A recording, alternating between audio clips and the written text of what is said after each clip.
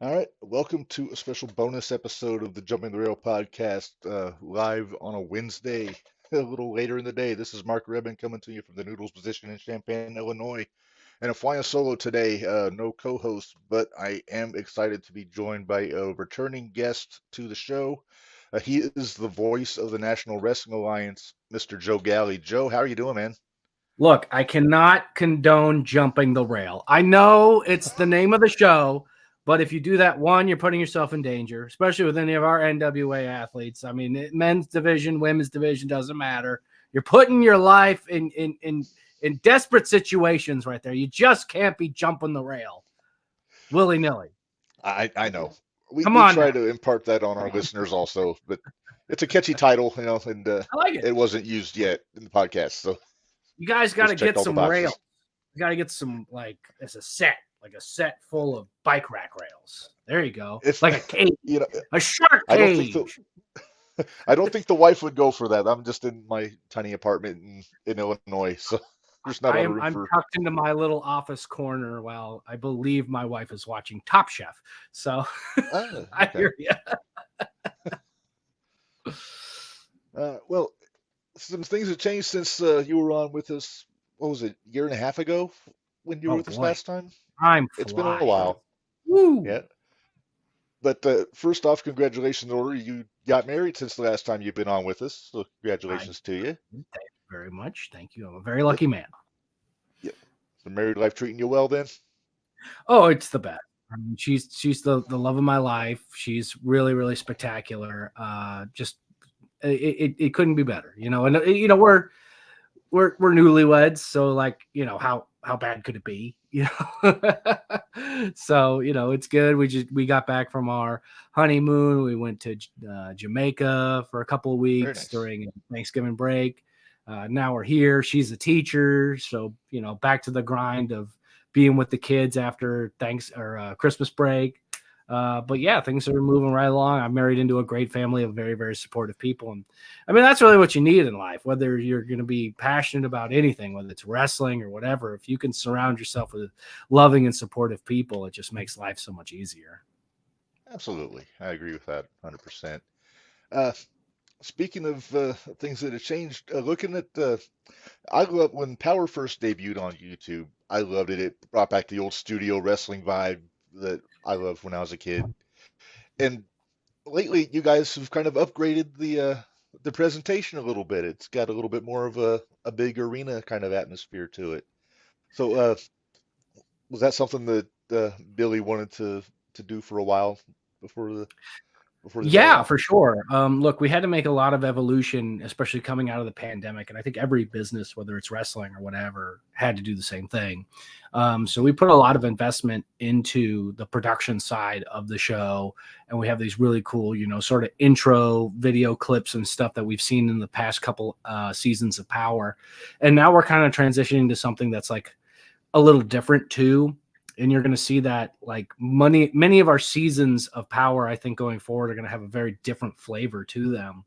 And it's really exciting, especially going into what we're going to be doing at NWA Paranoia and Viva Revolution at in Fort Lauderdale this coming weekend.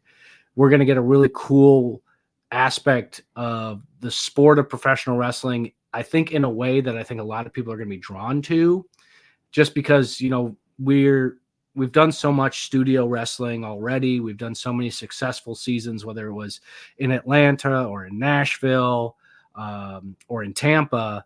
Now we're also going to try to incorporate the sort of rock and roll nightclub vibe that you're going to see in coming seasons of Power, thanks to what we're doing over at at Paranoia.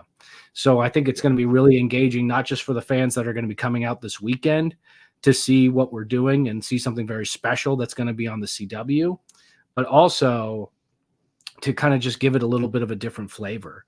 And I think that that's the thing you have to remember with television, as a lot of things kind of need to stay the same because people like consistency.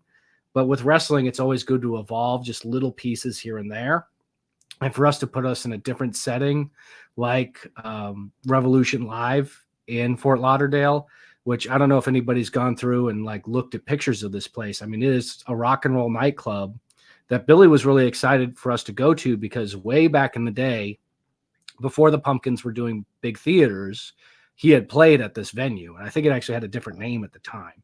So he actually already had a connection with this building because he remembered how cool the vibe was when he had played there with the Pumpkins so many years ago. So it's great that we get to go there. We're going to bring wrestling into there. From what I understand, there's been a lot of wrestling around it, and it's been a long time since there's actually been wrestling maybe even in the building at all. So it's going to be like a really interesting vibe that's going to be there, and the crowd's going to be right up on the ring. Like it's, we're not having a rail, like the rail's already built in to this pit. Yeah. It's kind of like this fight pit sort of vibe. I almost like to equate it to like a gladiator sort of situation there. And so it's going to be really, really cool and have that different vibe to it. And so all the advances that we've made with our technology and what we've done from, as simple things as like using a jib that comes down and gives these really great, giant panoramic shots that you saw most recently on their NWA Power season that was on YouTube that you saw from Robarts Arena. Like you got these great shots that showed the 866 people that were there having a good time in this big building. And it's all that type of investment that we're making to try to make it to where, when you're, not to disparage anybody who's on YouTube, but when you're on YouTube, you could kind of get away with a lot of stuff. But when you get picked up and you're a part of a major national channel, you have to live up to a broadcast standard that is on par with the best broadcast sports out there, which includes things like WWE with NXT coming to CW, things like the NFL, Major League Baseball, basketball. You have to be on par with all that. So for us, it's about also, making sure that the viewer's watching something that looks like it belongs on that national scale. And that's really where we are right now with NWA Power and the transitions that we're making. And it's an exciting time to be a part of this company and to just be a part of wrestling in general. Yeah, definitely. I actually went back. I got to watch part 3 of the Robards show today because I know it just dropped yesterday on YouTube.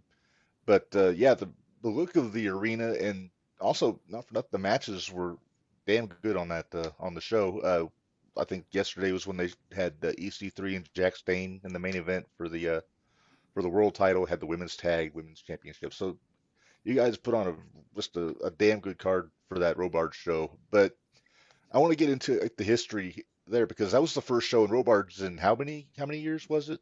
It was over 30 years that had been in that arena. And so it was really cool to be a part of that. And I'm really thankful for the team, that was there at Robarts Arena that was looking forward to having us come back. Because, sometimes you get these big buildings, and unless there's a big trade show or a hockey game that you could put in there or something like that, like they kind of sit empty. And, they should be these places that are these meccas of meeting people and of entertainment. And you could really get that with a place like Robarts. And I think it wouldn't surprise me if we end up going back there at some point. The turnout was great. The crowd was fantastic. We know exactly what, we're going to get when we go to a market like Sarasota, Florida. And I think that's one of the reasons why we've gone back to Florida so much is because, Florida really is this hotbed of professional wrestling. Not to say Chicago's not to say New York isn't or Philadelphia is, but, you really want to peek behind the curtain. Well, look at the economics of it. We already have a ton of fans that are there.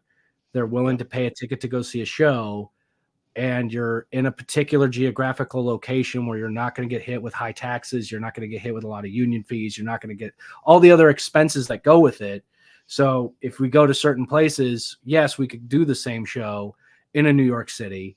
Your profit margin is going to shrink ridiculously, or we have to sell, $200 tickets, and we don't want to do that to our fans. No. It's not fair for us to have a ticket price that you can't bring your family to come to the show. So that's why we kind of keep going to these places. It's just so advantageous to us. We're bringing in great crowds. And at the end of the day, we want to make sure that it looks like good television because that's the vast majority of our viewers. You can only fit so many people, whether it's Robarts Arena or SoFi Stadium in Los Angeles or anywhere else. You can only fit so many people no matter how big the stadium is, but you have potential for infinite amount of people when you start broadcasting it. So that Right. sort of has to be the focus on it. And that's why we put so much investment in making our broadcast product look the way it does right now. Yeah.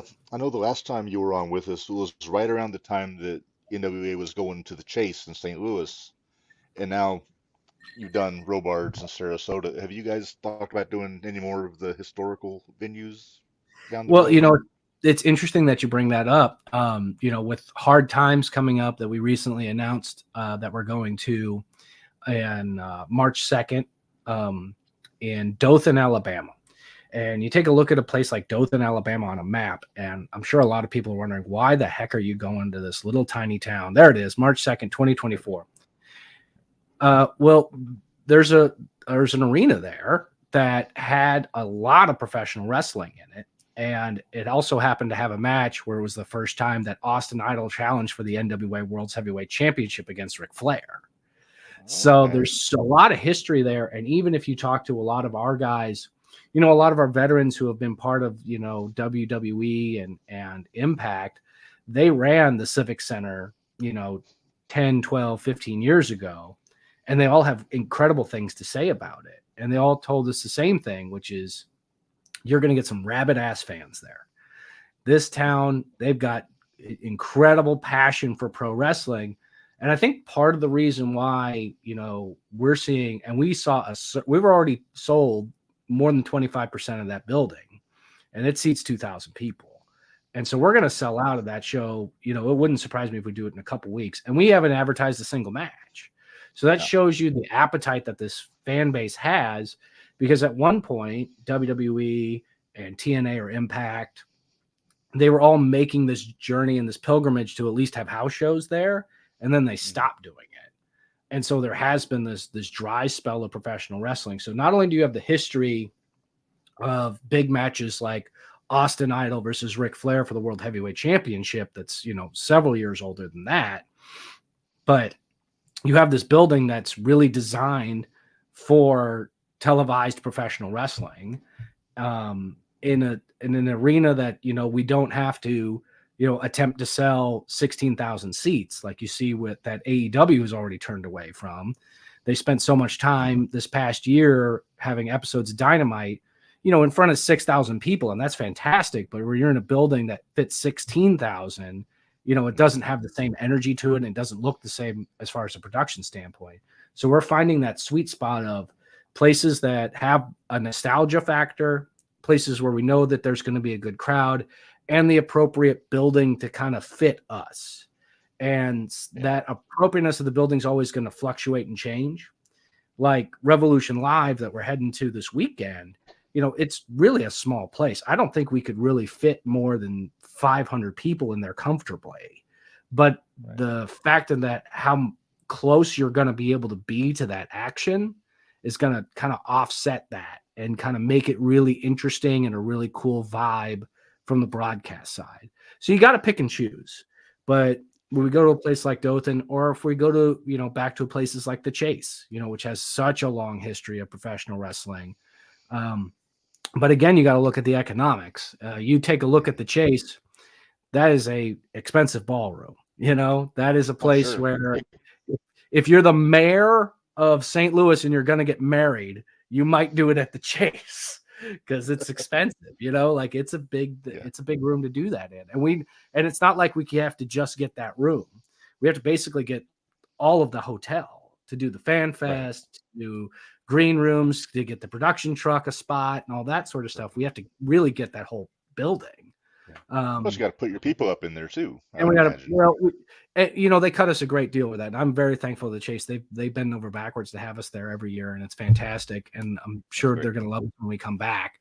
But at the end of the day, it's also, if you look at the economics, it's a lot easier for us to go to a place like Robarts and put people in, a nice moderate hotel down the road or something like that. So it's a lot of, juggling the economics of it, and also making sure that, at the end of the day, I want to make sure the people that come to the show have a good time, and I want to make sure the people who are watching the show on the CW are having a good time, and that's the most important. Yes,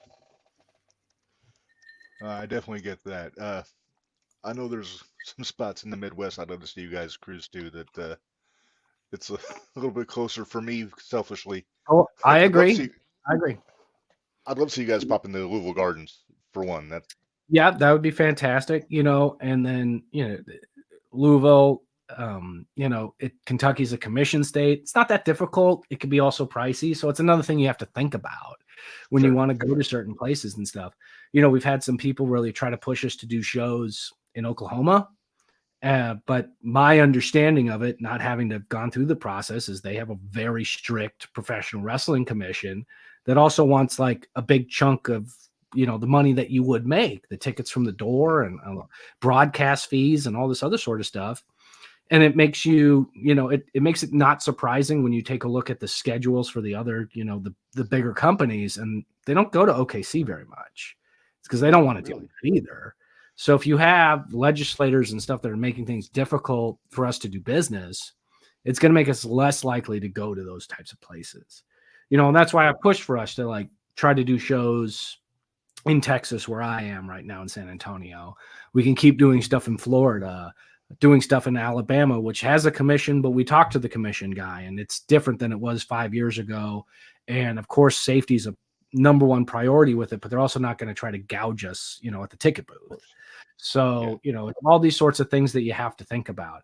I would love to run, 2,300 arena for a big show, ECW arena, something like that. Yeah. We could go to the Cow Palace. There's all kinds of great places out there that, are these little pockets and these little meccas for pro wrestling.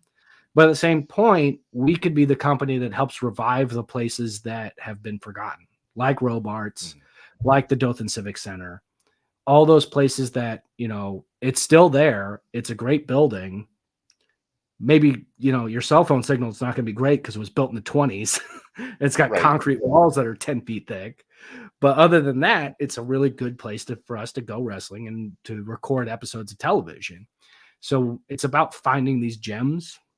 And, I think we definitely have found that, one with the Tampa television studio, which we'll be at on Sunday, doing episodes of Power there, which we're going to have a new set. Breaking news for you. New set, everybody.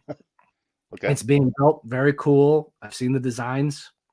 It's really interesting. We have a team that's, making their way to that studio tomorrow morning to start building what's going to be, the Power set, at least for that season. And that's the other thing, you work in television, but you also work for Billy Corgan. His taste changes from time to time. And so you have to make adjustment based on those tastes and what he thinks it wants to look like. So I'm excited, and it's great. And it's great for us to be able to continue to go out and find these places that, are the diamonds in the rough. And you can see that with not only with the wrestling, but with the wrestling venues, but also with our wrestlers. We've got a lot of people out there. Think of how many times EC3 has been told no in the wrestling business, or, good luck in your future endeavors. And he's our NWA World's Heavyweight Champion, and he's a fantastic representation of what that championship means. Guys like Throwbilly Silas Mason, he's definitely a diamond in the rough. I don't know how well he would do in a corporate structure, but he does great with us. So it's all those different components that come together and make what NWA is, especially in the Lightning One era, so popular and so powerful. Yeah, right on. And Silas Mason's probably my favorite guy to watch in NWA right now. Just I like the big hosses, the big bruisers, and he's got that. He can cut a great promo. He's entertaining as hell. All three of those guys in the Southern Six are doing just a hell of a job right now. And I know we're going to go through the card in a little bit here, but I'll jump ahead right here and talk about Silas Mason. He's going to be going toe to toe with Burchell. We go with just Burchell these days. He's gone by Paul Burchell in the past. You may remember him from years ago in WWE. I was shocked when I saw him pop up. I was like, "Where's he? There's that." Because I haven't seen him in years. He's done some other interviews recently about the reasons he stepped away from pro wrestling and the reasons why he had to come back. And one of the things that I remember very clearly is he's got a 7-year-old who's never seen him wrestle, and so he wanted to come to a place that is on a high enough scale, but you don't have to go and make all the sacrifices you need to make if you're going to go back into the corporate, WWE system. And so we got this hoss that's going to really, has a potential to beat Silas Mason. I think this is going to be one of Silas's biggest tests, at least the biggest test since we saw at Samhain when Silas was successful in defending the championship against Chris Adonis. So, that's what, is so exciting about the NWA. And you talked about the last episode of Power, which was available on YouTube. If you go through and you look at the comments, because I was watching the live chat as that was being broadcast, when you had the main event and it's Jack Stane versus EC3, two big muscular athletes that just look like world beaters fighting over this precious prize, Sweet Charlotte. That's what a lot of people like when it comes to professional wrestling. That's the flavor that a lot of people, they want to see that. They want to see big guys going at it, throwing hands, throwing live rounds, and pushing each other to a limit and seeing these incredible feats of strength and determination. And that's where I think we really succeed. Even, you take a look at all of our divisions with that. And you take a look at a person like Max the Impaler, our NWA Women's Television Champion, even though Max is non-binary, Max challenging Big Strong Mims for a unification fight for this television title. And you've got two people in there, two wrestlers in there that are incredibly strong and incredibly tough. And it's going to make for a match that's going to be unlike anything that you're going to see across the entire spectrum of professional wrestling, except in the NWA. So that's what's really exciting about what we're seeing in these coming, matches that we'll be having in Fort Lauderdale, in Tampa, and then, in Dothan, Alabama. So it's really great that we're, bringing that flavor, and we can bring some other flavor too. We've seen a lot of flack online too from people about our main event being the ultimate match of death, the 10 pounds of gold weapons match. That these guys have been calling this death match for the world title a whole bunch of different things. I understand that's not everybody's flavor, but Matt Cardona has really found a niche in that, and EC3 says that he's going to step into Matt Cardona's game and beat him at it. And that's really saying something from a guy who's really, he owes a lot of the success that he has on the independent scene to being a master of being able to manipulate social media and to also have these types of matches that there's a high demand for. There's a reason why GCW is so successful, because they're going to have that death match every, a single match. And we can dip our toe into that and still maintain our identity as the National Wrestling Alliance. And I mean, you go back in the past with the NWA, and you've got Texas death matches, you've got bull rope matches, you've got scaffold matches, you've got matches that, people use hardware and it gets hardcore and there's probably going to be blood. So it's really not that much of a leap for people to see that World Heavyweight Championship match defended under those circumstances, when it was defended on similar circumstances by guys like Harley Race and Ric Flair, and the list goes on. And Terry Funk, look at your shirt. Look at the shirt. Terry Funk's the great example. Got to bring the Funker in there. Yeah. It takes me back to hearing stories about Harley against Wahoo back in Houston, and they'd have a strap matches. And it's a bloodbath. Madness. Yeah. So you mentioned Max. Over here with us, we're very familiar with Max the Impaler because they've done some indie shots around here on multiple occasions. So we've seen them in the ring quite a bit, and we're all big fans because just Max scares the hell out of me. No, Max is terrifying. And think about this. Max the Impaler has taken that television championship, defended it in Japan, defended it in Europe, defended it multiple times here in the States, not just with NWA, but with other promotions. And you could take a look at the rest of our champions, and you could be wondering why they haven't stepped up. Max has set a bar very, very high. And so I think that is something that is so important with us, with the National Wrestling Alliance.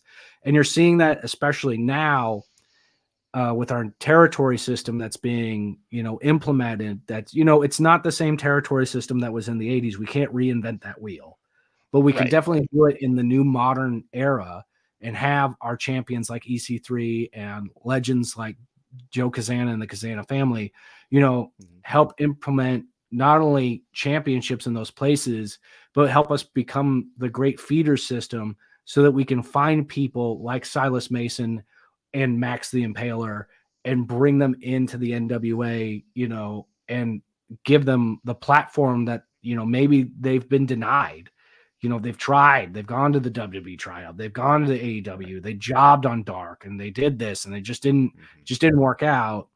But with this territory system that we have with Exodus Pro in the Midwest, and with NWA JCP Southeast in the Tennessee area, we're able to really reach out and get a hold of some people that are, again, those diamonds in the rough that we're always looking for in the NWA. And so we've got a lot of people that have signed, and we're taking it a different approach. How you see on other programming, this person is all whatever, and they've got the graphic and it's all the thing there. I don't want to steal that person's thunder. So whoever is that has signed and has a new contract with the NWA, they can go ahead and let the world know themselves, and we'll share that information once they've done that.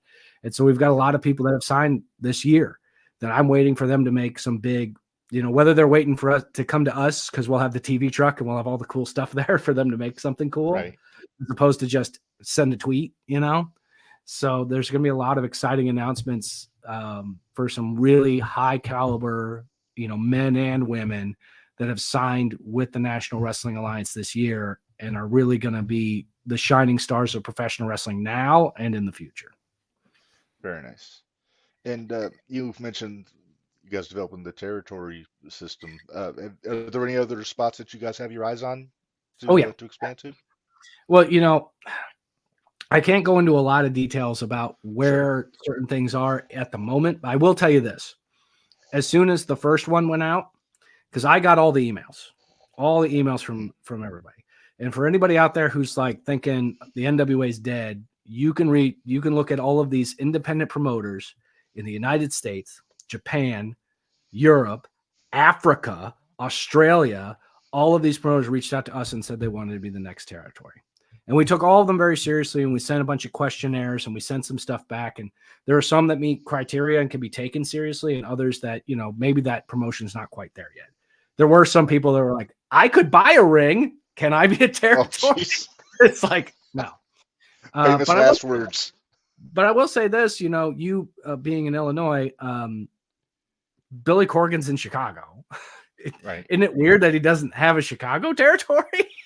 Yeah. So I'd have to imagine that that's something that Billy's considering and will probably happen relatively soon.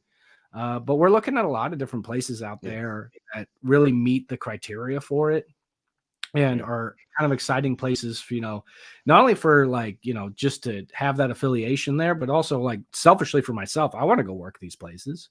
I want to go to Knoxville in front of these rowdy crowds and call matches, for the Stew Crew and all that sort of stuff that's happening there, or head on out to Cleveland and hang out with, Carson Drake and Lord Crew and EC3 and that whole gang that's out there. So it'd be really, it's obviously for me, more territories means more work for me, and that's more money in my bank. Yeah. Well, you mentioned not having a Chicago territory. I'm just gonna say, don't sleep on Central Illinois either, because that's kind of my neck of the woods. I'm in Champaign, but well, I'd have to imagine any talent here too. Yeah, well, I'd have to imagine that whatever all of these territories that so far, and not to say that it wouldn't happen, but the territories like Exodus and NWA, JCP Southeast, they're kind of big chunks. It's not just Cleveland. I mean, they're doing Ohio and all the neighboring states there, Michigan, and all that. So if there were a Chicago territory, Chicago might be the center of that. Where JCP Southeast, the center of that's going to be Knoxville, but they'll go and do shots in Nashville. They'll do shots across the border in Kentucky and maybe even as far down as Georgia and stuff like that. So kind of the old Smoky Mountain territory. Yeah, actually, it really does kind of fit sort of in that geographic area of it. And that's great because there's so many great fans there that are probably missing something like Smoky Mountain. Yeah. And if we have a territory down here, 01 USA, that's the promotion we do our other podcast for. They're actually were an offshoot of NWA Midwest up in the Chicago area several years ago. Oh, yeah. So they kind of moved down this way. But yeah, like I said, there's plenty of promotions. I mean, obviously, some of them are smaller than others, but yeah, I would love to see something Illinois based come out of this. I'm sure Billy Corgan would like that as well. So, and if he wants it, he'll get it. So just give Right, right. it time. Yes. Uh, well, the main reason we brought you in, Joe, is we want to talk about Saturday. Woo! Paranoia, it's the big show on Yeah. the 13th in Fort Lauderdale. And we're going to kind of run down the card a little bit. I'm not going to ask you for But predictions as an I might announcer. give them to you anyways. Obviously. We'll see how it All right. goes. Hey, if See how much heat I'm going I to get. wasn't going to push. Oh, also, this is an aside. Do you need a translator when you're working with Danny Deals on commentary? Because it takes me a Boy, minute to. Once he gets sometimes, going, it's. but he gets going, and boy, he is just a Rolodex of random references nobody understands. But no, I like working with Danny because I've worked with so many different commentators over the years, whether it was Cornette or Stu Bennett, aka Wade Barrett, Right. or Team Storm and Velvet, and even a lot of the independent places that I work as well. I'm always working with somebody different. And the great thing about working with Danny is he's such a contrarian. And that makes an additional challenge for me. Because not only are we calling the action, but we're really kind of not a team. Like it's almost adversarial at points. Right. But that makes things more interesting, I think, for the viewer and also for me. It's if you're sitting there and you're just agreeing with somebody, it's like if you're watching NFL football and I'm the Cowboys fan and the person I'm watching with is the Eagles fan and it's the Cowboys and the Eagles. It's more interesting to watch that than it is for us to just be like, go Dak Prescott, So. Oh, I can agree with that. I got a friend. He's a Cowboys fan. His son's an Eagles fan. So if you go watch the games at their house, it gets pretty lively sometimes. That sounds like a disownment. That's Not in this house. In my area, if you're right, it's like if you're somewhere in my area, if you're a Bears fan and your kid's a Packer fan, it'd be similar kind of contrarian atmosphere there. Yes, but let's get into it here. We kind of mentioned it earlier. The ultimate match of death, World Heavyweight Championship, Cardona challenging EC3, and Cardona he never lost the world title. He was stripped of it for injury, so I figured this was just a matter of time when we saw him come back. I figured. Well, and I think Cardona put himself in this position quite well, and this goes to the genius that is Matt Cardona, interjecting himself at Sal Win, our last pay-per-view in Cleveland, and really kind of staking his claim at this shot, and almost baiting EC3 into a death match because that's not EC3's normal type of match, and so for EC3 to up the ante to the ultimate match of death, which. Ask me the rules to that. Hey, what are the rules to that? No goddamn idea. I'm guessing it's a death match, but we're going to figure that out the day of when I can talk to these two competitors and be like, all right, so what do I need to tell the referee? Because we got to figure out what the first ever ultimate match of death is. And also it's going to be the 10 pounds of gold weapons. So not only are we having a death match, but we actually have gold weapons that are going to be involved in this match. So I don't know what type of hardware or what to expect, but that's the great thing when it comes to having a main event like that. I would much rather have a main event where you have no idea what the heck's going to happen than to have something be like, well, that guy's just going to win by, tapping him out. Like it's very interesting and it's very different. And that's what makes it exciting. And that's what makes it a main event where I feel like if you are in South Florida area, Central Florida area, you got to be at the show to see this in person. Yeah, it's kind of the Jim Ross model where he didn't want to know what was going to happen before he got there, and that's when he got those organic reactions that he's so famous for. Yeah, but yeah, this is one I'm very curious about this match, especially considering we don't know what the rules are for it. But I think it's going to be a good one. I mean, I'm a fan of both these guys. To another level. I don't know, man. I guess we're going to find out. Yeah. Yeah. Selfishly, I want to see EC3 retain because he's scheduled to defend that title in Indianapolis at the Squared Circle Expo in March, which we're going to. So, Cardona's going to be there, but yeah, I mean, Cardona's booked for that also, but I think he's got a match for a different championship on that show. But and that's why everybody always has to put that asterisk in, no matter where you go. And I've had promoters reach out and get pissed, like, "Hey, we booked this person." It's like, They lost. What do you want? Right? Yeah. Card subject to change. It's Hey, they lost, man. They don't yeah. got the belt. You can still book them. You can still have the Sure. match, but Carrie Yeah, lost. Not to throw anybody under the bus, but hey, what are you gonna do? right. Well, let's move on down to the women's championship. We got Kenzie Whoa! Page defending against Tiffany Nieves, and I'm Just fairly new announced. to what's that?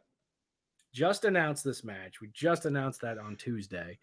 And I knew a lot of people were waiting for it because I knew Kenzie Page was going to be there. They didn't know who Kenzie was going to wrestle. Look at Tiffany Nieves taking over independent wrestling right now. OVW Women's Champion. I think she just lost that belt recently. Mission Pro Wrestling Champion, and that's based right here in San Antonio, an organization that's owned and operated by Thunder Rosa. They have almost exclusively women's matches. They've expanded it a little bit, but Tiffany Nieves, I mean, tactician in the ring, smart as a whip, athletic. I mean, everything that you want in a champion, and just has this attitude about her. Like, man, I mean, it's really encapsulating I think what it means to be a star. This girl walks around and is a star. And so, I mean, the question is can anybody stop Kenzie Page on this roll? I mean, Kenzie Page defending that championship everywhere. She's got pretty empowered. She's got pretty security now. These security guards that are carrying the belts everywhere. So there's all this different thing where, but the good thing about Tiffany is, she's coming from our first territory, Exodus Pro Midwest. And it wouldn't surprise me if Tiffany had backup of her own to go up against the pretty empowered girls to try to neutralize that, to get a fair one-on-one contest. It'll be exciting to see what it's going to look like and what it's going to bring out there. And, like I said, Tiffany Nieves already wearing belts everywhere Tiffany goes. So it's definitely not out of place for Tiffany Nieves to be our NWA World Women's Champion. But at the same point, Kenzie beat Camille, ended that historic reign in St. Louis. And just that alone puts Kenzie at a whole different stratosphere. We talked about Camille a lot over the last, since the start of the show, and eventually it got to the point when we would talk about her and her run as champion. We'd say it's not about who's next, it's about who's left. Because it seemed like she had run through everybody. And then here comes Kenzie Page, who I know she'd wrestled a couple times before that, but then just out of nowhere, she shocked the world and she beat Camille. And I don't think anybody expected that.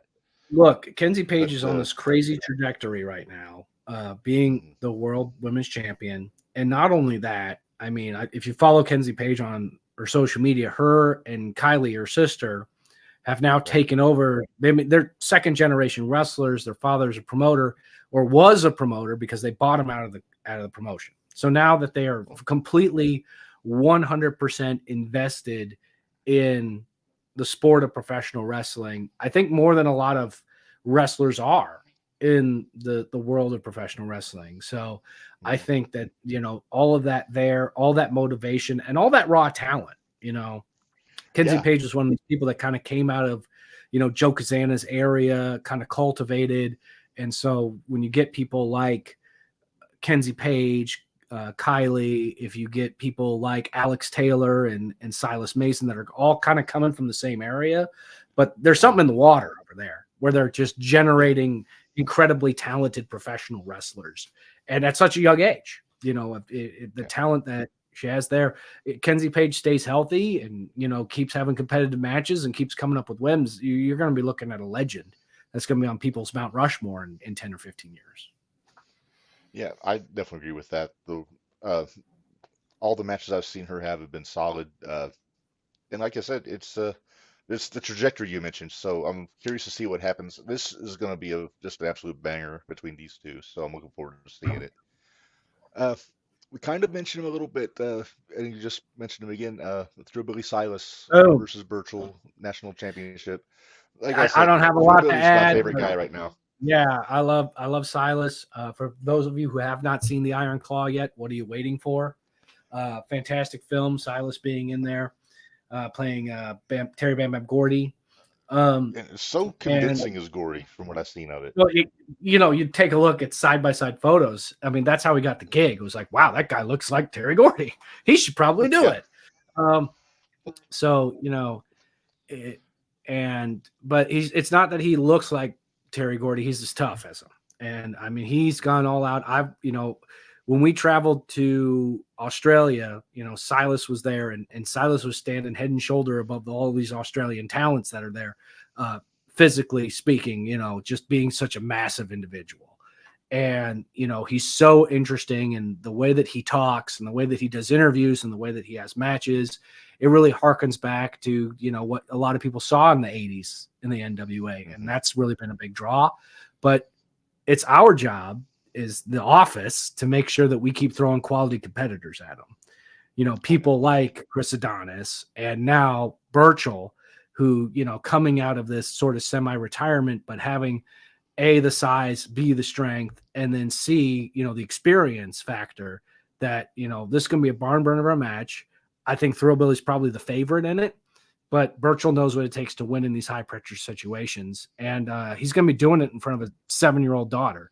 What more motivation do you need to win? Come on. Yeah, that's a big motivator for sure. But also, not for nothing, I am a fan of wordplay. So Thrillbilly is maybe my favorite nickname in wrestling. Also, the best. Just across the board, it's just good stuff there. Oh yeah. We mentioned the TV title. It's title for title, which is an interesting wrinkle to throw in. Hey man, Max the Impaler defending their title against Big Strong Mims with his NWA Television Championship. And we're big on house fights on this show. We actually have a T-shirt that says "House Fights Draw Money" that we sell on PWTs. And no this kidding. And this has house fight. House fights draw money. So people are wondering, why would you have this match? It's because it's a house fight. And it's like, I think a lot of the negative reaction we got on social media are people who have never seen a Max the Impaler match and seen how devastating Max the Impaler is against any gender, any opponent at any time.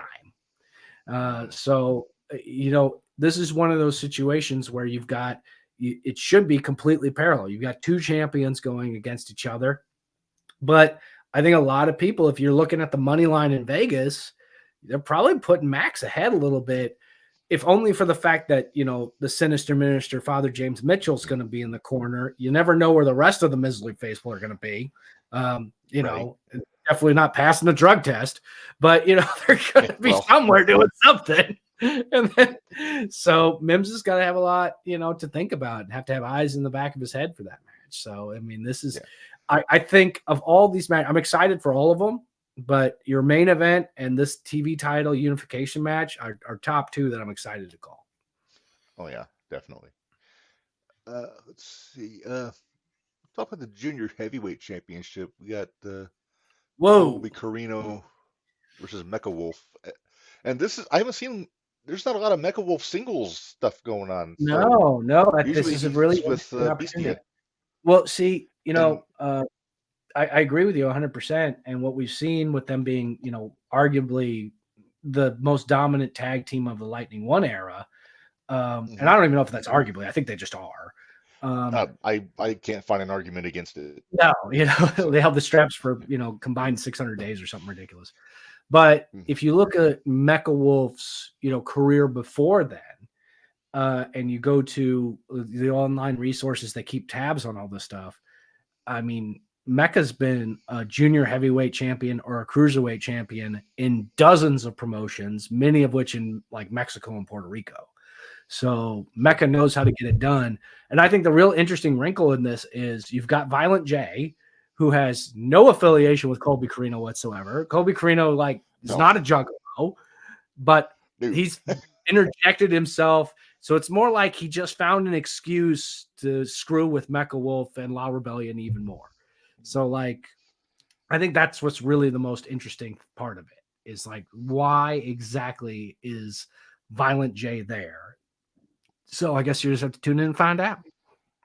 Right. We had Jack Victory on the show last night, he called in, chatted with us. So Colby came up in the conversation. Obviously, Jack ran with his dad for so long, and he just had nothing but good things to say about Colby's work. Just he said he's basically been training since he was 3 years old, so he's kind of a wonderkind. So uh, And he ain't afraid to throw down, brother. I don't know. I was scrolling through Twitter right before this podcast, and he did a dive off a ladder onto some guy who had skewers in his head. So you know, he can go hardcore, man. He ain't afraid of nothing. yeah, I mean his dad wasn't a high flyer, but kind of a chip off the old block that way, Oh you yeah. know, because Steve wasn't afraid to bleed a little bit either. Nope. But Not this at is going to all. be yeah, this is going to be an interesting match. I don't know if I call it a clash of styles. I mean, I know Mecca's a little bit more of a risk taker uh, as far as getting crazy. I call Colby air can fly traffic around a control. little more. Here's Yeah. the tip. Here's the tip that I would think. Revolution Live is a 2-story venue. Oh boy. Yeah. Watch out. Oh boy. Oh my Just goodness. saying. Yeah, yeah, you I'm might gonna have some highlight I gotta reels clear with this air going. traffic control. Fort Lauderdale Airport's right across the street. Come on now. They're gonna be flying all over the place. All right, the U.S. tag titles are going to be defended here. The Wow. Immortals, Who would which have thought? I'm a fan of this team. The slime Kratos balls? and Odinson. I'm sorry. Oh, I thought you were gonna go with the slime balls. Talk about an Oh, unlikely slime team. balls. I'm still figuring them out. they're boy. brand new to me. Slime City, baby. They're brand new. Not only that, they've already gone to social media. They are signed with the NWA as NWA contracted wrestlers. So congratulations to them, especially for what they are. You take a look at these guys and you're like, what's so special about these two? And then you hear what they have to say and you see how they wrestle in the ring. And there's just something about them. There's just such this draw that kind of comes from these kids. And having, so much energy, start to finish. I mean, they never turn that off. They're always going to Slime City, baby. And they won a huge match the day after Christmas on the Christmas Hangover, over the top rope battle royal. They get to choose any team that they wanted to challenge for a title, which basically means they got two options there. Right. And they went with the Immortals. You got to have brass balls or no brains, and I'm not sure which it is with the slime balls, but they made a decision. They're going after Odinson and Kratos, the just absolute dominant force of muscle and intensity. Yeah, good luck, boys. Good luck with that one. Woo. It's either going to be a great match or a slaughter. Yeah. Yeah, they kind of had a 6-1, half a dozen in the other situation because it's either the Immortals or BFT, and I don't know that I'd want to deal with either one of them. They're crazy kids though. Those young men, they are absolutely crazy, and you got to be crazy if you're going up against the Immortals for the straps, baby. Woo, it's gonna be crazy. Yes, I was a little surprised that there's not a World Tag Team title match on the card for Saturday, but is there not? Well, not that I saw. Unless you got that sounds like Aaron Stevens pulling some strings. So I'll tell you right now, I am pretty sure that those gentlemen have plane tickets to go to Fort Lauderdale. So we'll see. We'll see what happens. We'll see what happens. All right. Hey, can't advertise everything, baby. Well, no, that's true. Especially when Aaron Stevens is making decisions. Yeah, he's a crafty one there. So. Oh my goodness. Well, we talked about the U.S. tag. Let's talk about the women's tag team championship match here. Woo! Pretty Empowered and the King Bees, and the whole act. Pretty Empowered. All three of them have been just so impressive to me since I've been seeing them on NWA television. And I saw the match where Kylie had to defend against, I believe it was Missa Kate and the name's escape. I just watched it this afternoon at Robards. It was a 2-on-1 because LME wasn't there. Yeah. And by hook or by crook, she do that. Basically have a handicap match like that and come out successful with an assist from Kenzie Page, to be fair. Sure. It's definitely put Kylie Page. I mean, boy, you take a look at the ego that got inflamed with that victory. But what's really interesting about this is the King Bees, they came highly recommended from Jazz.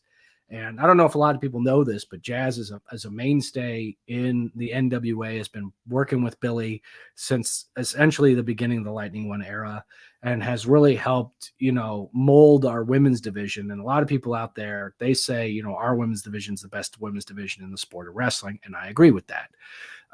And Jazz was the one that brought the King Bees into the NWA.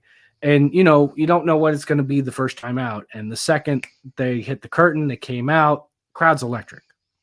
They're going nuts for this team out of Texas, and we're having these matches in Nashville, Tennessee. There was no immediate, we've seen these, Right. two girls wrestling, at the VFW down the street.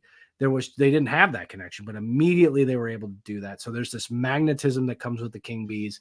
They know what it's like to win championships on the independent scene. It's a huge task going up against, pretty empowered Ella Envy, now a 3-time champ. Mm-hmm. Arguably one of the most dominant tag team champions we have. Again, put her on the pedestal with La Rebellion, so like it's crazy that you're going to have a match like this, and it's going to be exciting to see. King Bees, they got to come with a plan, though. You got to come with a plan. Pretty empowered. They're going to have their security there. Kenzie Page is going to be lurking around. You got to be ready for something weird. Oh yeah, I'm sure. Yeah, it's definitely one to watch for sure. I think that's all the title matches that we've got announced so far on this show, not counting if there is a World Tag Team title match that remains to be seen, as you said there. Let's get to some of the. We got a lot of other stuff. Oh, we got plenty. I got the whole list here. Let's see. We got the Country Gentleman versus Zion and Anthony Andrews. This match here has a lot of personal animosity. Anybody who's been following the NWA knows, AJ Kazana, Anthony Andrews, cousins, came together, became United States Tag Team Champions, lost those titles at NWA 75, and it just tore the family apart. Like, one, you talk to one, they say, I put that guy out to pasture. You talk to the other guy, it's like, no, I left that dead weight behind me. So there's just so much, you're never going to have enough rage for, a stranger or a tag team partner, but you will have it for a family member that you believe has betrayed you. And that's why we're in this kind of position here. And then you add Zion to the mix with Austin Idol in the corner. What's going on? What's happening here? We don't even know anything about this Zion. We knew about Zion and how he was Austin Idol's long lost son. Who's this? We still don't know anything about this dude other than he kicks ass. Yeah, now he's teaming with Anthony Andrews to go up against the Country Gentleman. And boy, this is going to be fun to watch.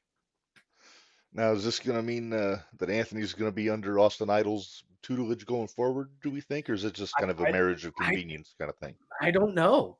It wouldn't surprise me. I mean, I'm sure Austin Idol probably sees a lot of promise in Anthony Andrews. I've known Anthony Andrews for a number of years.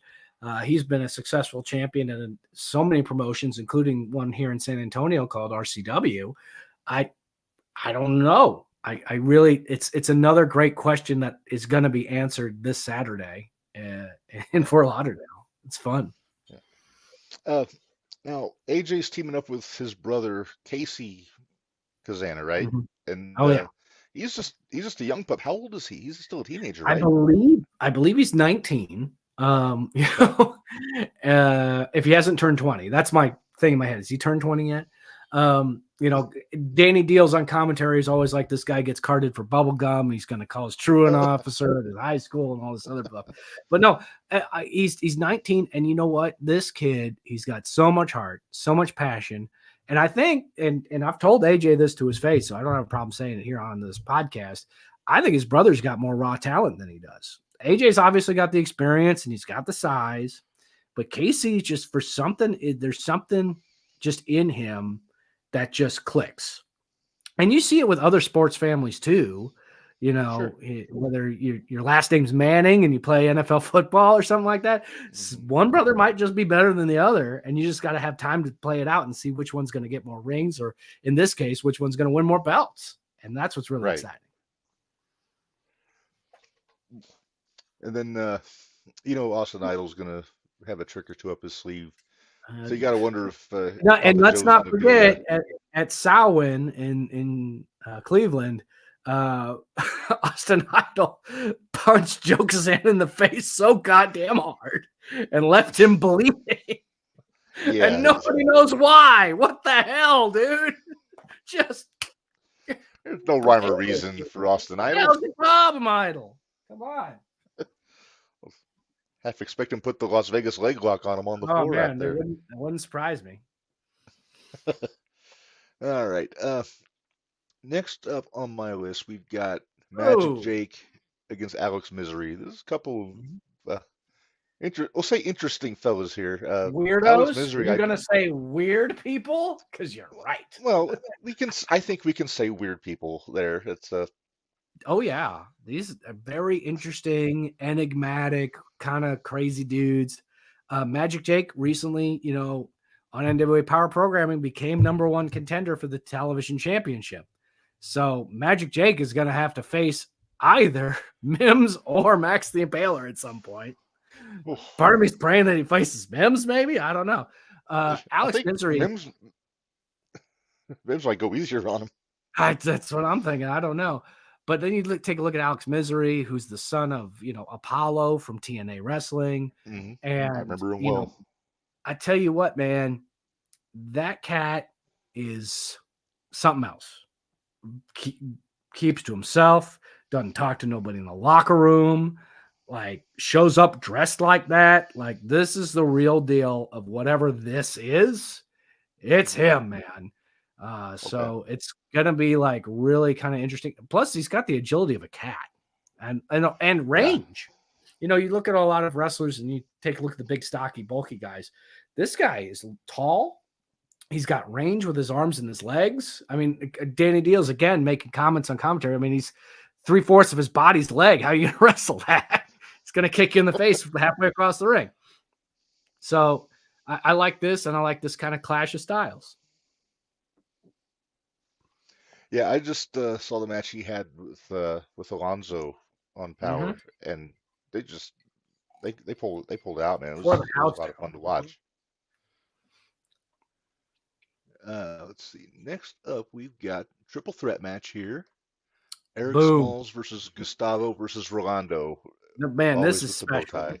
This is special. This is the battle of the giants. The battle of the giants. I saw Smalls punch Trevor Murdoch in the nuts on YouTube, He's done that on multiple occasions. I don't know and then what he the paid heck for it. and he certainly did. So moving Oh, on to this type of division of monumental size, Rolando shocked the world, beat Matt Cardona twice and all that. Gustavo from Miami, just up the road in Fort Lauderdale, gonna have a lot. I've already been told, 3/4 of the people that are going to be there are his family. Like, they bought all the tickets. If you're okay. struggling to get tickets, because Gustavo's family bought them all. And then Eric Smalls, and then if you take a look at Eric Smalls on social media, working, these different shows where he's also wrestling other little people and other regular sized people. The dude's athletic. He's doing springboard moonsaults. It's crazy. So it'll be a really fun triple threat to watch. That's for sure. Yeah. Now, is this Gustavo's debut? Because I haven't seen. Oh no. Gustavo took a little bit of a hiatus with us.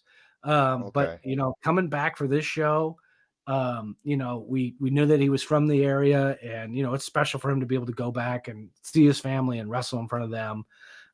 But we've had him on the programming before as part of our junior heavyweight division, and I'm great. Okay. It's great to see him back, because not only then, I've also, when we were at NWA JCP Southeast recently, it was when How Cofield Stole Christmas was a show that I was at, and that's when we saw, Gustavo's here, and he's put on 10, 15 pounds of muscle. Looks great. Just jacked to the gills for a guy that has that frame. He's definitely, of the giants in that match, he's a monster.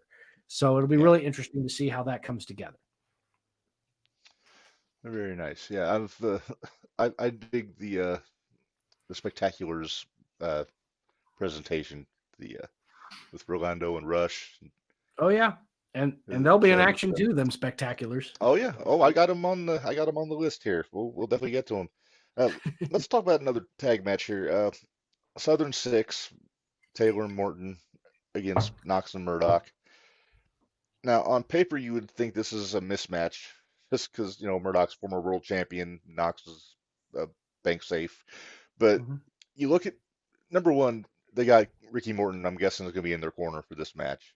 Oh yeah. Uh, Alex Taylor, from what I've seen of his work, he's so smooth in the ring. He's like probably I would say maybe the best technician in Southern Six, if I had to guess.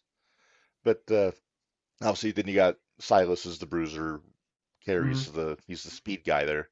But these two make for a very interesting combo because you could just as easily throw Silas in there with one of these guys and make for a hell of a tag team also.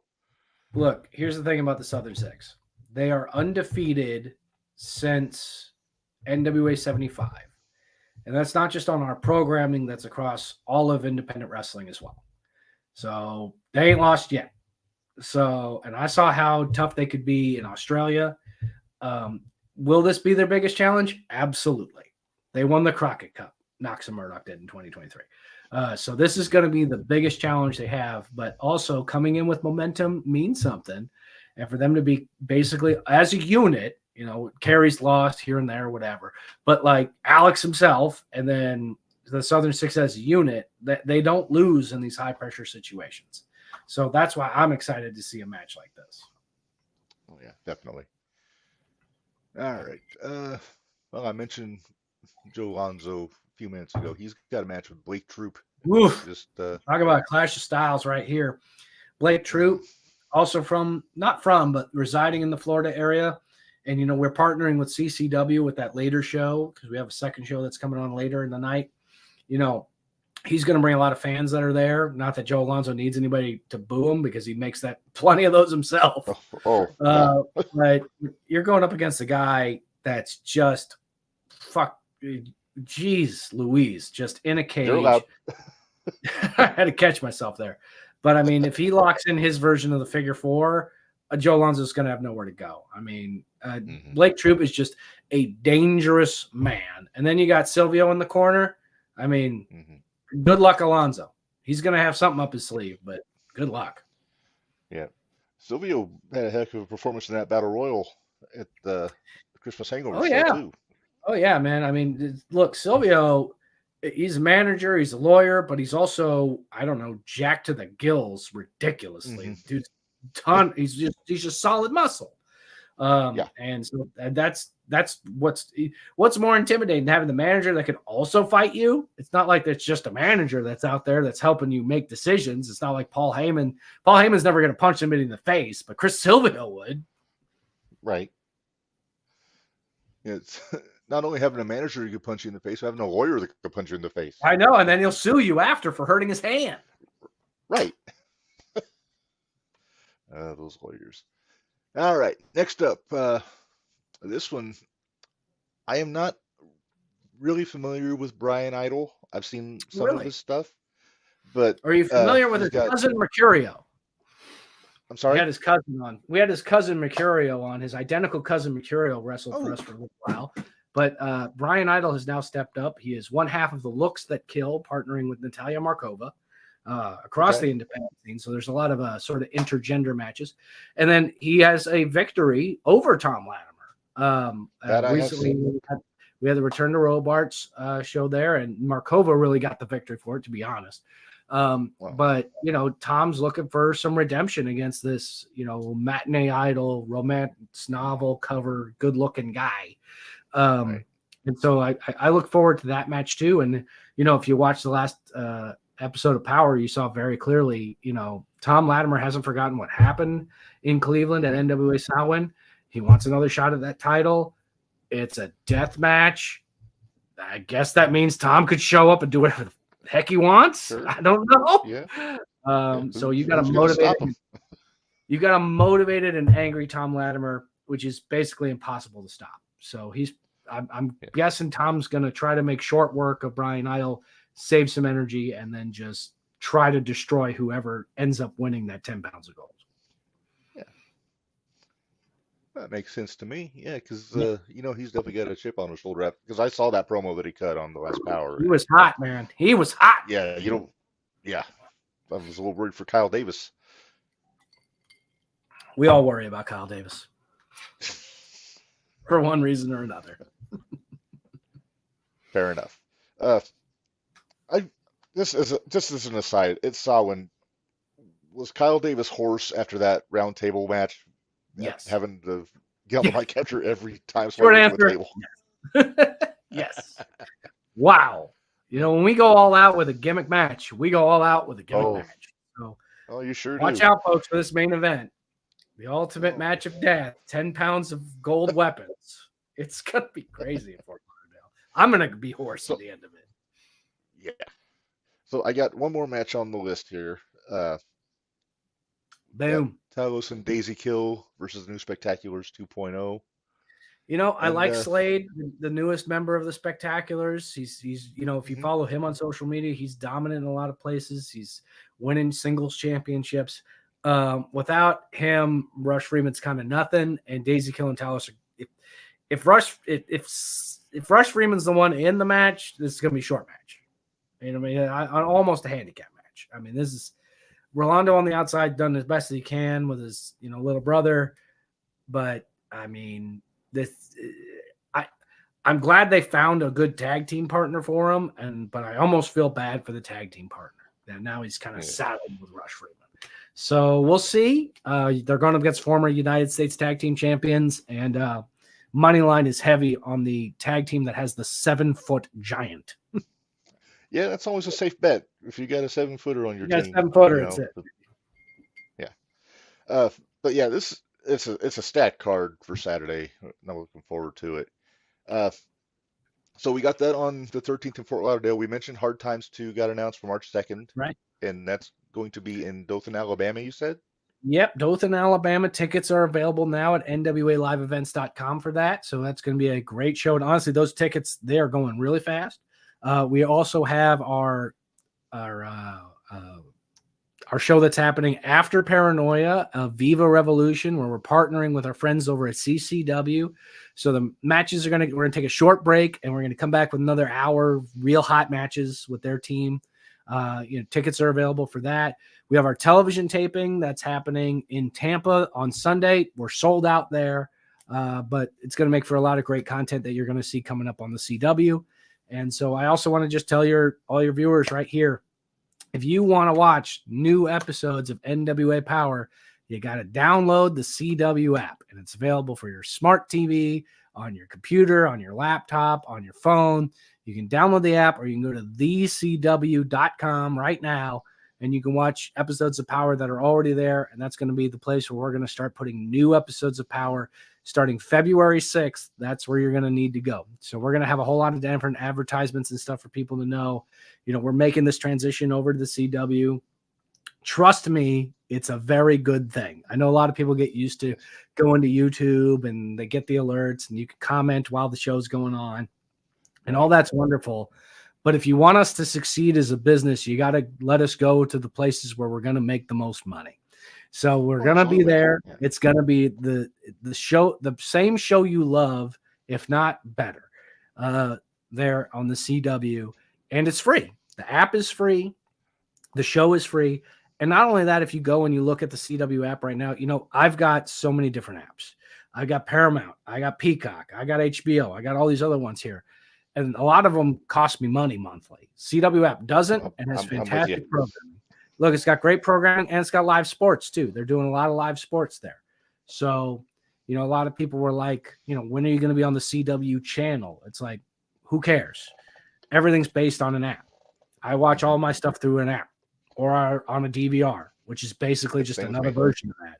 So, when we're making a little transition here, and then, who's to say that CW could kind of use us to kind of move forward to do some other stuff on that app, maybe perhaps a pay-per-view component, maybe something like that in the near future.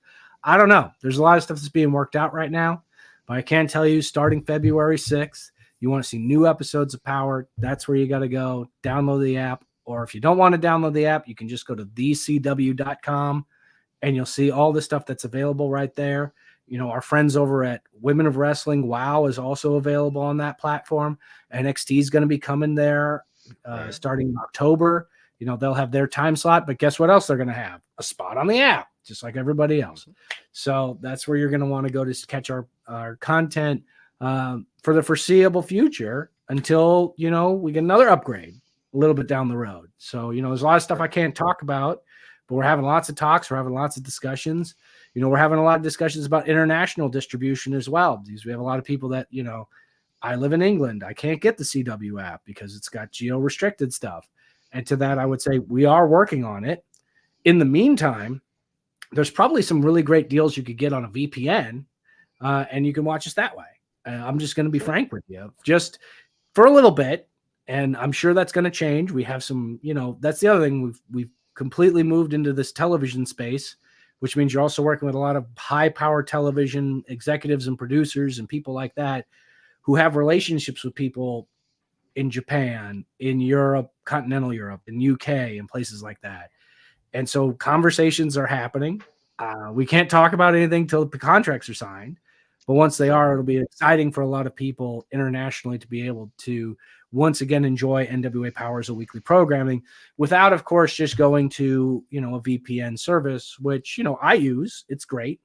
You can watch a lot of stuff. I've seen a ton of monster movies, from Japan that, you just can't get here in the United States for some reason.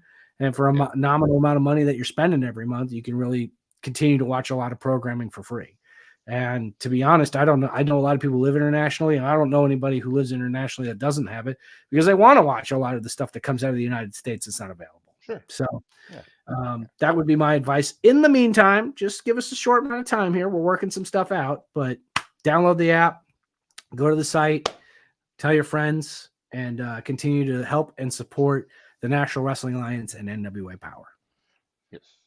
Well, Joe, I feel like I've kept you longer than I promised you, but I appreciate you making the time to hang out with me for a little bit tonight and no problem. Break down the card. It will be available on Triller, with used to be Fight TV. Well, no, let me get you there. Hold on. Let me bring you back here because we are taking, like I said, we are moving completely. It's not going to be a pay-per-view. All of this stuff is going to be part of our NWA Power programming. So if you're going to be watching Paranoia, or you're going to be watching the Viva Revolution show, or if you're going to the Tampa taping, all of that's going to be part of our CW programming. So for the moment, we're kind of stepping away. We're stepping away from Triller. We're stepping away from Fight. They've been a fantastic partner. They've been great to us. They had a lot of offers with us to kind of keep us on par with what AEW is doing there, what Impact is doing there. But in our current television environment and the agreements that we have with CW, it just doesn't work out. We might come back there very soon, or in sometime in the near future. And we'd be happy to it. And I know they'd love to have us back there.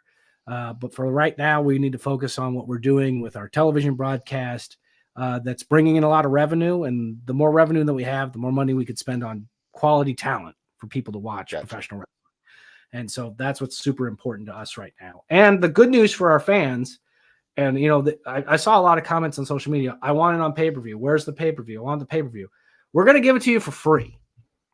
So do you want to spend the money, or do you want us just to give it to you for free? It's a gift. And all you need to do is download the CW app, and February 6th, you're going to start seeing this programming. It's going to go straight there. Tuesday still, baby. Still our day. Still for Power. That's where you want to be. That's awesome. I'm definitely looking forward to seeing it. And free's all the better. So free's better. Oh, definitely. Yeah, exactly. But Joe, I'm going to go ahead and I'm going to say thank you. You've got an open door anytime you want to come back on. There's some NWA business to talk about. And I'm going to let you get out of here. I'm going to close up the shop here. And so my thanks again to Joe Galli for joining us today. And we'll be back again on this coming Tuesday, regular time. Regular co-host, me and Menders, talking to Mike Outlaw from Anarchy Glory Pro 01 USA. And don't forget to check out our merchandise at ProWrestlingTees.com/JTR Pod and BrainbusterTees.com/others/JTR. That's podcast-network. So until next Tuesday, this is Reb reminding you all, life is hard, work stiff, and we'll see you guys in 6 days. Thanks, guys.